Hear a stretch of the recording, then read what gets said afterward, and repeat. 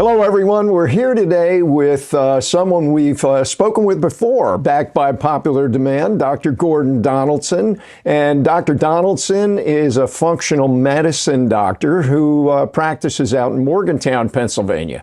We're going to talk today about some things that are going on in the healthcare arena, and we could be here for hours talking. As a matter of fact, we've done that before when he and I have met and spoken over breakfast, probably 3 hours for a half an hour meeting, right?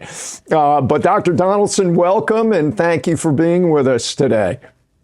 Doug, it is a pleasure, and I am looking forward to this conversation because it is a topic that's at the forefront and one that I believe is very important.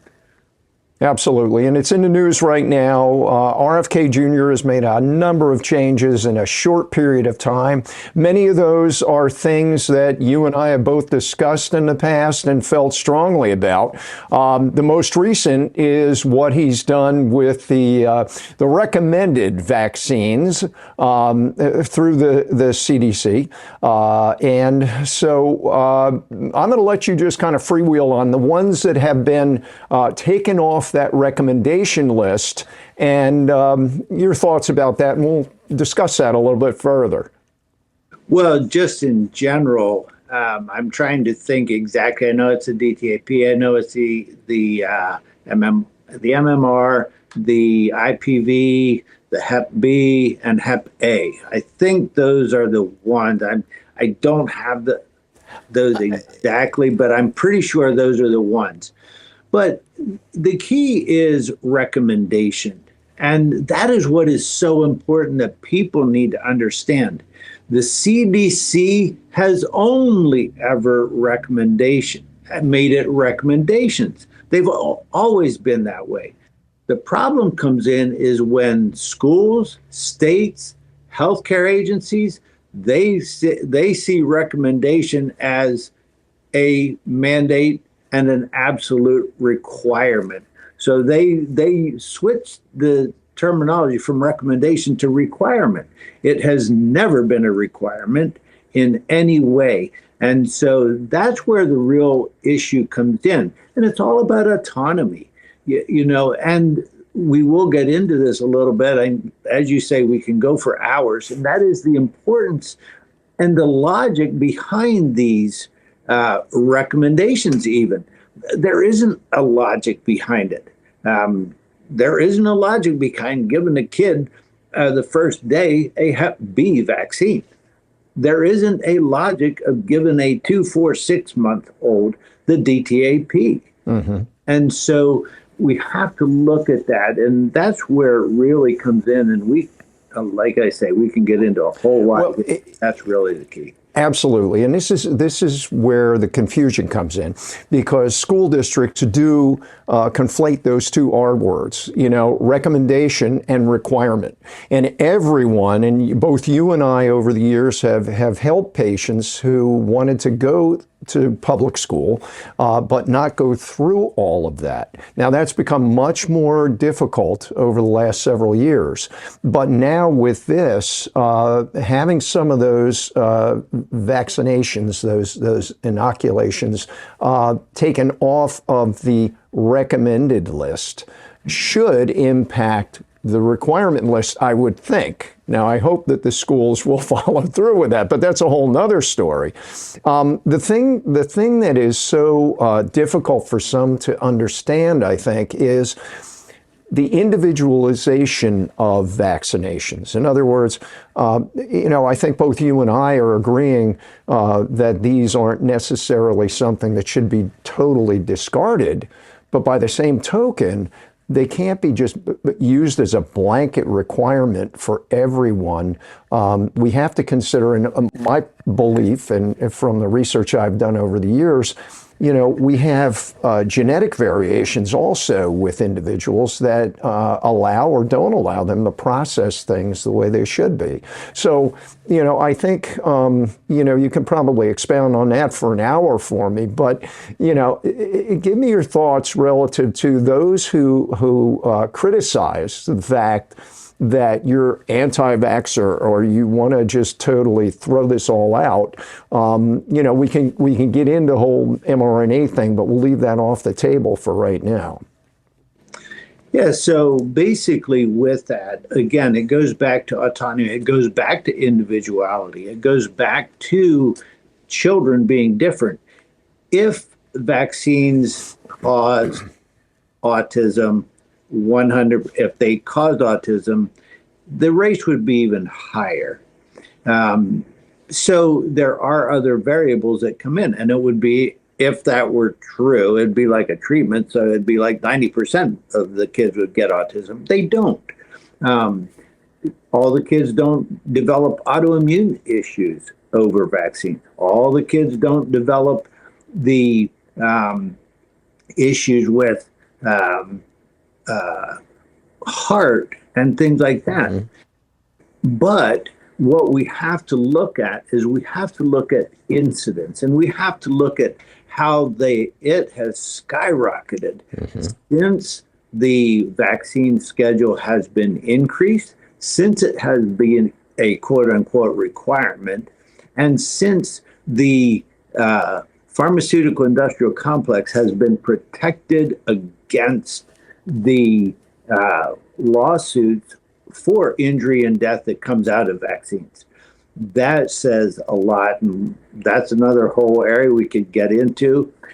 And we have to look and understand as to why vaccines, quote unquote, have been put in place. And I really, and if we have time, is to take a step back and look at what really is the benefit. Have the vaccines been the major benefactor and driver in reducing these illnesses, or are there other factors? And I would contend there are other factors that actually have driven down the death and incidence of these illnesses, and it was not very clear. There were two very good books published just this year or last year on that.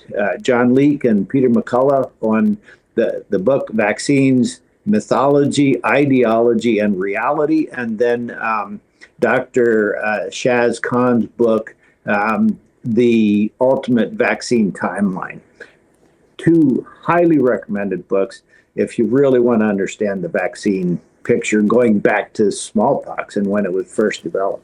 Absolutely. And, that's a really important point that you bring up is what other factors, there are always multiple variables in any equation, and what other factors impacted the overall health and wellness of people going back generationally.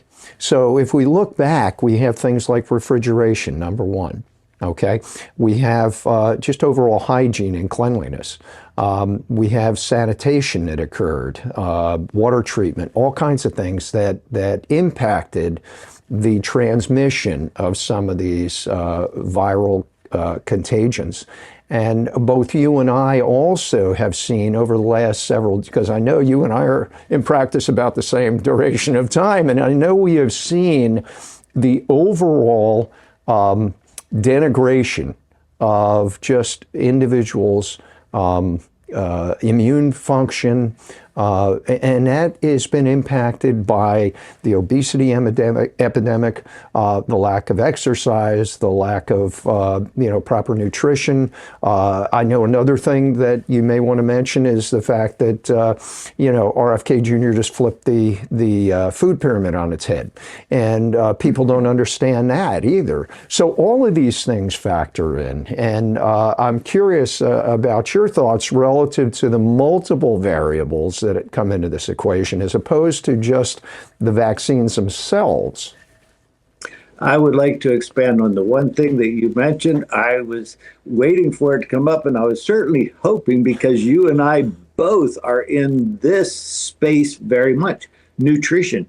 Actually, there was a very good book that came out that basically the author states, in looking at all of these variables, it is actually nutrition that is the single greatest driver. And it makes sense, because when we look at what are the best treatments, in combating viruses. So the pox, it's what? Vitamin A. We from COVID and the other influenza viruses, vitamin D. And of course, the other big one, good old Linus Pauling, and vitamin C. If people are just getting the good and proper amounts of those three vitamins alone, nothing else, most of these diseases would be put out, literally. Yes. Because that's the key. And so actually, when as being in this side of things, it's like, oh, I would say, yeah, the number one thing that came along that reduced infectious diseases was hand washing and personal sanitation, personal hygiene. Number two was community sanitation. And number three was being out there with, and really in prevention of death from these diseases, which viruses aren't really there, but is antibiotics, not vaccines. Right. And then of course, the one that got pushed to the front, which wasn't on my front burner until I started reading about it and doing my own research, is actually nutrition. And that makes perfect sense because those are your three big vitamins. If people just get those on board, you've got yourself you are well on your way to living a healthy life from infectious diseases. So true. And and I've spoken with you about this before. I started a group for our state association called the Functional Nutrition Working Group, which I hope your son and daughter-in-law will become a part of at some point. Looking forward to that. I'll see. We sit down tomorrow. Good. But, one of the things that one of our docs on the working group said was exactly what you said. If you could just get patients to realize how important, and you know as well as I that vitamin D would actually be called a hormone if it were discovered today. Get them to take some vitamin D, get them to take some vitamin C, just the basics. And I have there's a colleague in town here, a medical doctor who started an organization in Honduras. And you coming from a family of missionaries, you know how important it is to get out there and not only help them learn about what you do in your missions work, but also to help them learn about what they need to do for sanitation and hygiene and proper nutrition. And I had a conversation with her and I talked to her about just can you get just a multiple vitamin that you could provide through the government of Honduras to all these people? And she said, yes, we're working on that right now. So to your point, these are all factors that really had more of an impact on overall health of individuals and longevity than the vaccines did. But the confusion comes in part because of something else that you mentioned earlier, and that was what happened in, I think it was 1980 or 81, when the pharmaceutical industry was no longer, was absolved of all legal responsibility for anything that occurred with these vaccines. And, then there's a reporting process through VEERS, which you can speak of a little bit more, where, you're supposed to be able to report a vaccine injury, but that doesn't really quell it. And also, any payment for that is coming out of the taxpayers' pockets, not out of the pharmaceutical industry. And then if we combine that with the advertising that was allowed, as well as I, 40 years ago when both you and I started in practice, if a medical doctor advertised on TV, they'd be chastised and potentially brought before the board. So why don't you speak to those things? Because I'm sure you could go a little longer on that as well. Whoop, lost audio. Me? There you go. So the thing with that was 1986. With lost. The we're good now. Okay. He gave the pharmaceutical industry a pass. And actually, it's interesting because the individual who actually brokered that was Anthony Fauci. Wow. And it was through him that they decided that they would absolve them. And the whole reason for that was because they were pushing the vaccine, and the pharmaceutical industry came to them and said, look, we're going to go bankrupt because we're seeing so many deaths. We're getting sued over the deaths and over the injuries from the vaccines. So we are going to go bankrupt over the suits. Well, doesn't that say something right off the bat?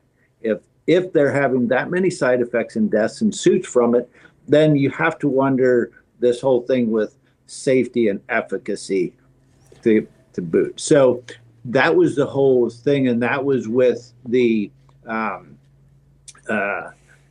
act again in 1986.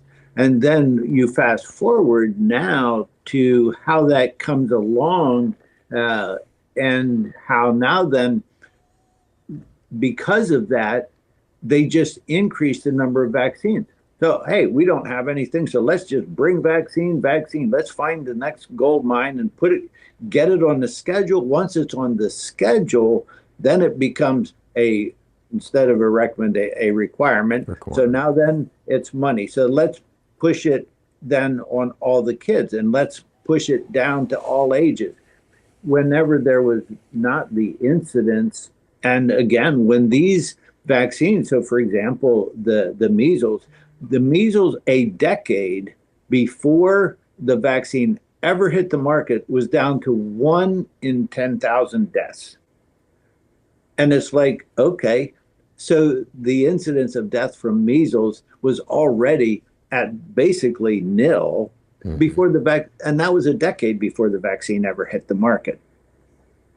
So we have to understand what's behind that. And again, it has to do with being absolved. And so then all bets off and everything just comes down the pike. And it's all about the money is really what it boils down to. And we can touch on that but that's really where it comes into play here, in my opinion. Now, I grew up with vaccines. I went, as you said, I was a missionary, MK, missionary kid. We got our vaccines to go to Peru. Yeah, we did get our tetanus. We did get our diphtheria. We did. But back then, when we went, I got a total of 10 vaccines. 10. Now then, when you look at the antigens and all the vaccines, and I didn't get it until my first vaccine wasn't until I was heading off to the mission field when I was 7 years old. That's another very important factor, is the age at which they are administered. Extremely important. And so, again, 10 vaccines after 7, is a whole different ball of wax when it comes to development for the child. And again, you have a lot less. I never got the MMR. I had already had MMR, and so with that, you didn't have those types of things, which you have now, where the kids are basically a pincushion. And I think it's up to now 90, if they get all the recommended vaccines, the antigens. And that's the other thing where they're playing games with this whole thing. And that is, how many vaccines or antigens does a kid get versus how many shots do they get? Because they're combining 5 and 6 at one visit. So it's like, well, they only got 2 shots. Well, but they got 6 or 8 antigens. Right. That's where, and it's the antigens that are the problem, because they're the proteins. Right. And so that's where you get into the situation. They kind of play, again, semantics over, well, the kids aren't getting that many shots. They're only getting 30 over lifetime, or by the time they're 18. No, but they're getting, multiples at one time, which in the environment, you never encounter. Your immune system would never encounter that load at one time ever. And, to your point, when we were kids, we got polio and smallpox, period. That was it. And, we got the rest of them. I had, like you just said, I had mumps, I had measles, we had all that, and we survived and thrived, actually, because I think, as you can acknowledge, the immune system is stronger as a result of having natural immunity. And this was a debate during COVID that we went through, natural immunity as opposed to the mRNA vaccine. Would you want to, and I think this is important for people because this is going to come up again now, maybe not so much now, but who knows what administration we're going to be involved with in the future. When we first came out with this emergency use of the mRNA vaccine, I would have many patients and many individuals in the community ask me if I was going to have the vaccine. And I never answered that question. I responded with another question. And my question to them was, do you know what mRNA is? And their response to a person, Gordon, was, no, I don't. And I then would say, would you like to know what that is? And I would sit down and literally draw out what mRNA does in your body and your cell and what happens when they inject it into your system. This has been experimental, as you know. It was never approved for use prior to this emergency use. And so I'm curious about your thoughts on that because, in the future, I think it's important, and one of the things that I feel strongly about, as do you, is education of our patients and communities. In the future, this could come up again with others, which invariably it will. And I believe most of the research, if I'm not mistaken, was done with this type of vaccine for cancer research with mRNA. But what were your thoughts, and what are your thoughts about this at this point? Well, with the mRNA platform and Dr. Robert Malone, all you have to do is go out, look him up, as he was one of the developers of it. But the mRNA platform itself is significant in the sense that what it does is the mRNA goes into the cell in a simplistic way, goes into the cell, and takes over the DNA, plugs into the DNA, and then produces, in the case of COVID, spike protein. Spike protein is the problem protein that was the whole illness issue with COVID, was the spike protein. It was not the virus, it was not the coronavirus that was the big problem. Coronavirus is simply a cold virus, but it's what they put on it with the spike proteins that really were the problem. And so in the situation with the mRNA, it goes into the cells, hijack the cells then fabricate mRNA or fabricate spike protein and then kick it out into the system, to which the system is supposed to then form antibodies to what's being produced by the cells, and then, hey, we're immune. Well, it does not work that way, because we know that the spike protein is what causes, again, the as we call it, I call it a thrombo-inflammatory disease. That's basically what it is. Causes big problems with clotting and with inflammation. So now then you have somebody who is producing the spike protein, their factories don't shut down, which that was to be the intent was, okay, you just produce a few, it gets broken down by the body, and we're off and running. No, it does not. It incorporates, we could get into all kinds of things with that as to where it goes, but it goes essentially everywhere.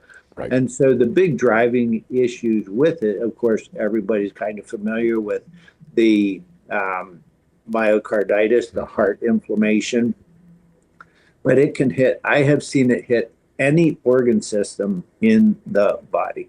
Name it, I will tell you, I have patients that I'm dealing with or have dealt with where that's the case.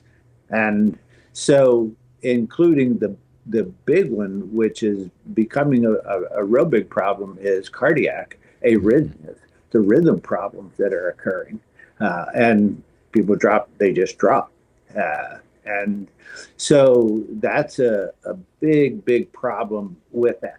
but to go to where you're at, again, I personally have my own patients who have been involved in the research where they are going to use the mRNA technology. They are looking to use the mRNA technology for flu shots. They're looking to do it. And then my patient did her PhD work using mRNA technology for the hepatitis virus. And so what they're going to do is they're going to methodically go down through and take each one of those vaccines and turn it into mRNA on an mRNA platform. Wow, that's just wreaks havoc.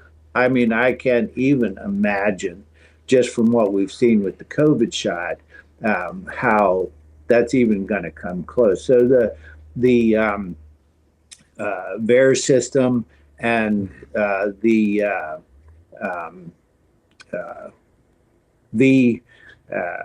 V-Safe system. So you look at a pie graph, and I have these, and literally just from the mRNA vaccine, the number of deaths in the last 5 years is 1/2 of all the deaths, and that is all the deaths from the other combined vaccines from the inception of the VAERS system, which was back in 1980 something, or 1990 was when the VAERS system came in.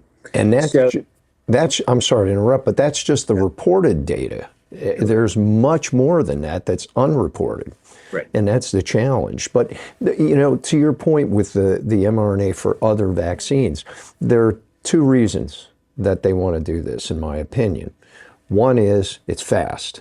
They don't have to wait. You know, years ago, you know, you inject it into an egg, you grow it, and you create the antigen. And number two is it's cheap. It's very inexpensive to do, as opposed to some of the other processes that you have to go through in order to create a vaccine. So, you know, I mean, to your point earlier, Dr. Donaldson, it's about money. It's plain and simple. It's about money. And, you know, this goes to the advertising point that you made earlier, too, about how, you know, that switched. And now, you know, we can advertise all these things on TV. And we've gotten to the point now where we have patients go into a doctor's office and tell the doctor what they need or want. It's crazy. Right. Yeah. You've seen that metamorphosis over the course of your career, I know. Oh, absolutely. And it's interesting because there are only 2 countries in the entire world where advertising is allowed: New Zealand and the United States. No other country allows advertising of any pharmaceutical product at all. So, you know, even if we look at that side of things, and again with this whole vaccine situation, you know, to kind of go where, and again, it's on the forefront with the MMR and autism, and again, what RFK is saying, and this is where I really find it interesting. He is not saying get rid of all vaccines. He says, let's do the appropriate study on them to see if they are safe and effective. That's all we want. That's what we want to do. And so the problem is they're fighting that tooth and nail because what they really know behind the scenes is they aren't. Exactly. That's the bottom line. Because no vaccine has ever been studied against a placebo saline-based shot. They have only ever been studied against another vaccine. So it's kind of like, well, the side effect profile is not as bad, but, well, it's not as bad as the side effect profile from this, or it's not as bad as the side effect profile from this vaccine. So it's like, which vaccine has the worst side effect? Really, what it is in these studies. Yes. When you look at what it's put up against. And so that's really the problem. So what he's saying is, look, let's just have true, open, placebo-controlled studies with these vaccines and see if they're truly safe and effective. And why would anyone not want to know the truth and the facts? That's what science is. We try to expose the truth and the facts. Some of those later on through other research will be altered or changed or refuted or whatever. But, we base things on the data and the facts. And unfortunately, we have people out there that are motivated by something other than facts and data. And it's a shame. And that's just it with the whole, again, talking about that motivation factor with the how they operate on an ethical side of things. And as the whistleblowers come out, it has been replete with what happened. So I was just for this doing some quick research on that, and that is that the top 4 vaccine manufacturers, Pfizer, GlaxoSmithKline, Merck, and then Sanofi. So they're your top 4.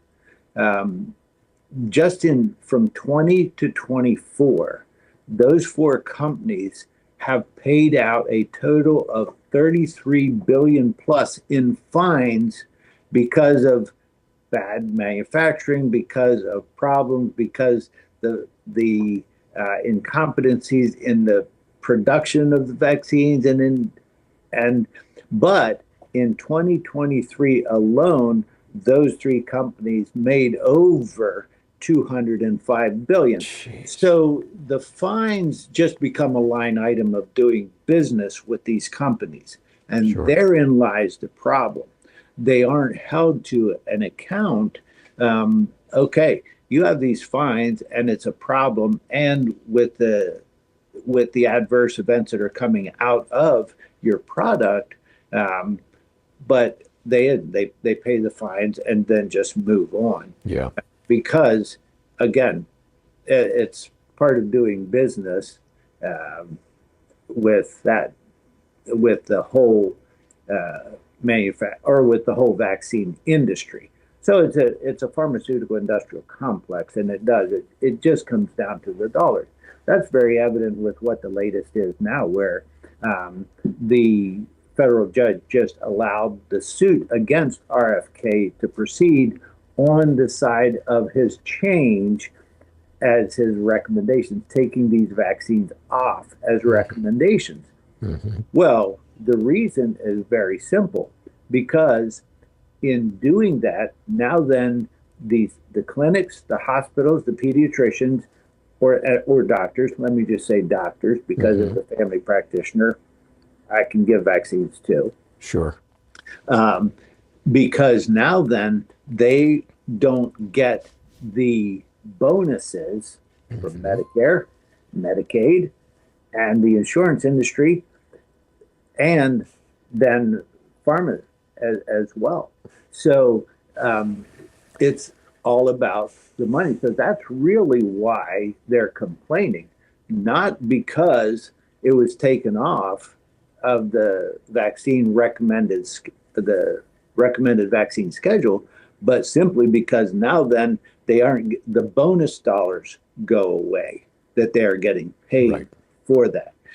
And that's why these pediatricians are very militant about, if you aren't going to vaccinate your child, then we don't want you in our practice. Yes. Because of the bonus incentives that come out of that.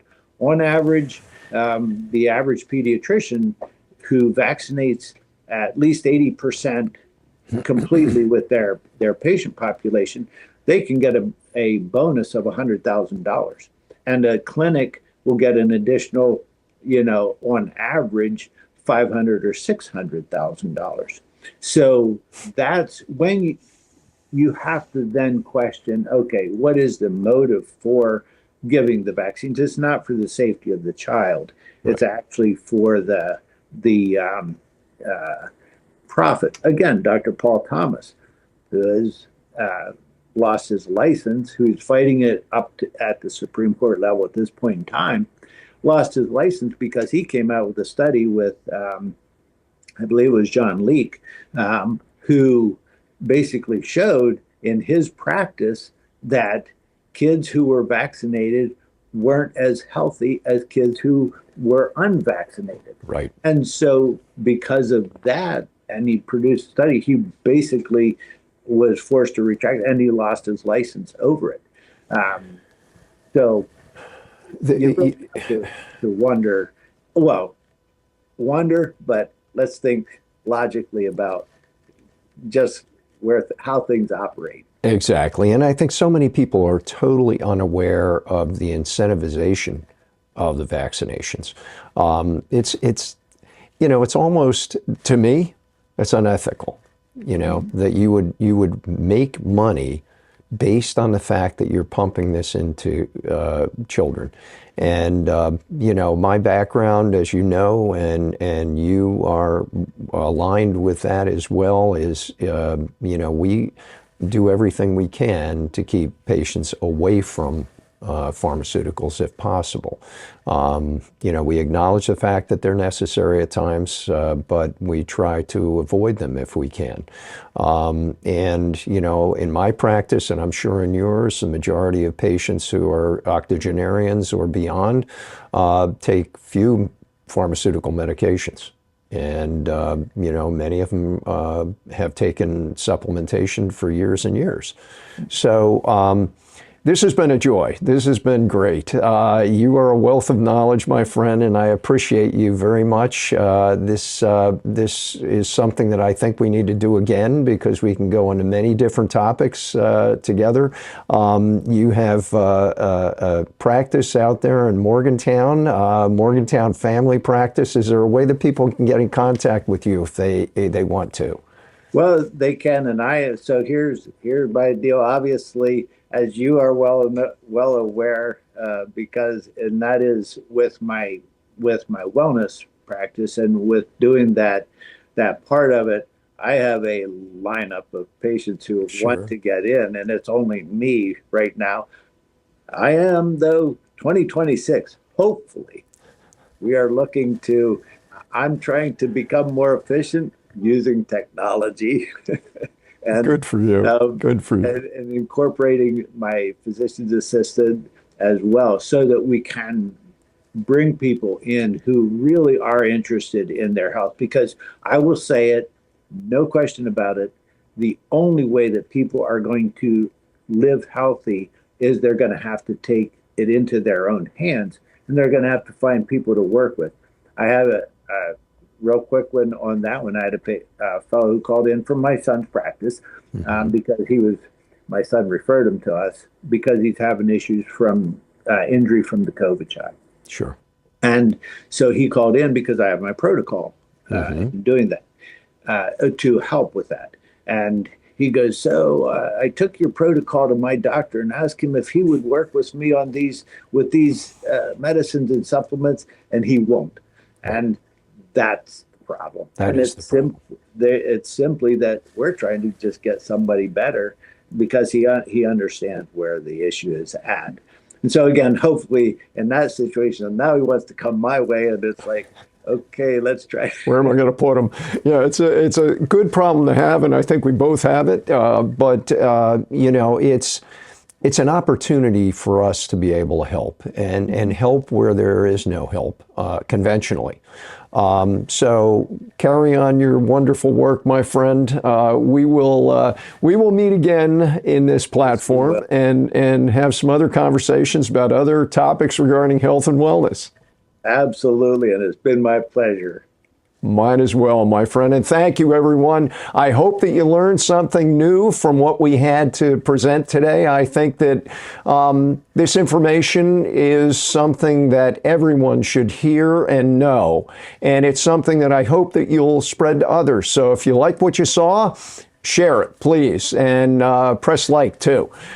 We always appreciate that. All right, thank you, Dr. Donaldson. Safe travels and have a wonderful day, my friend.